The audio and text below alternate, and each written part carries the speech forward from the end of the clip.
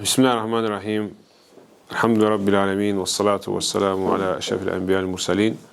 Nebiyyina Muhammed ve ala alihi ve sahbihi ecmaîn. Amma ba'd. Devam edirik oxumağa kitabı Fiqhul Muyassar. Yəni sadələşmiş fiqh. Və sonra burada müəlliflər toxunurlar. Ticarət babını oxuyuruq. Deməli, məsələ 7-ci məsələ algı-satqı məsələsində əl-iqalətu fil-bey. Əl-iqalətu fil-bey. İqalə. İqalə nədir? Müəlliflər burada izah edir. Deyir ki, əl-iqalətu raf'ul aqdilləzi vaqa'a beynəl mutaaqqideyni və fasxuhu biridahuma. Yəni, algı-satqı baş verir iki insan arasında. Sonra da bu algı-satqı ləğv olunur. Necə ləğv olunur? İki tərəfin razılığı ilə. İki tərəfin razılığı ilə. Buna deyilər iqalə. Tamam.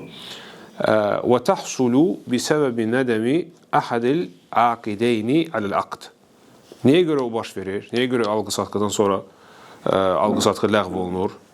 Çünki onların biri, ya ikisi peşman olur ki, həmin şeyi aldı və ya həmin şeyi satdı. Tamam. Xahiş edir ki, imkan varsa gəl bunu ləğv edək. Gəl mən sənə pulu qaytarım, sən mən mal ver, ya mən sənə mal verim, pulumu qaytar. Əv yətəbəyyənə əlil-müştəri ənəhu leysə muhtacən lis-silah.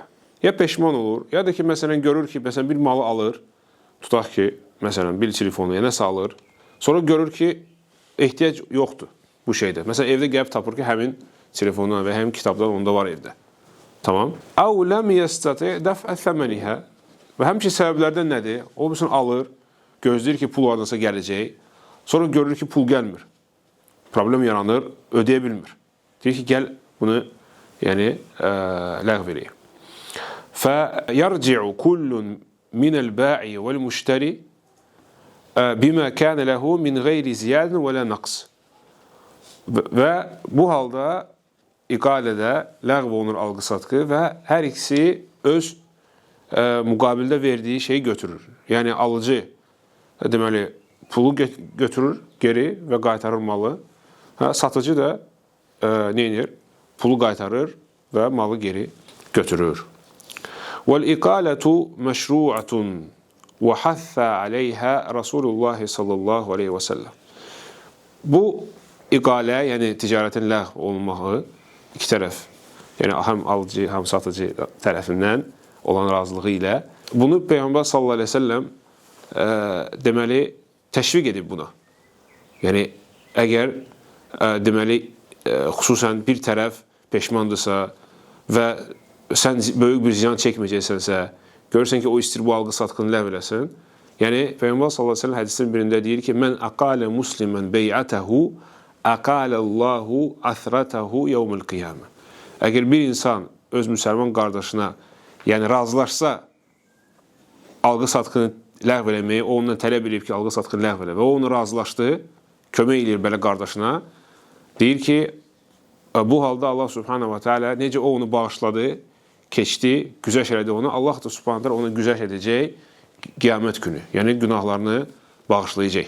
Günahlarını bağışlayacaq qiyamət günü. Yəni, bu onu göstərir ki, bu icazə olunan müamilədir bir tərəfdən. O bir tərəfdən bunda bir savab var. Xüsusən o kəs ki, ondan xahiş edirlər. Yəni, ya alıcı, ya satıcı. O bir tərəf xahiş edir ki, gəl bunu ləğv eləyim, mən məsələn, işim düşüb, alınmır və s. problemlərə görə eləmək istəmirəm. Kim, əgər o icabət etsə və onun xahişini yerinə yetirsə, Allah üçün, Allah subhanahu ta'ala yəni onun günahlarını bağışlar qiyamət günü. Bu hədisdə biz gördük. Bu hədisi İmam Ahmad, Abu Davud, İbn Məcə rivayət ediblər və həmçinin Şeyx Albani hədisin səhih olmağını qeyd edib. Deməli, bu 7-ci məsələ idi.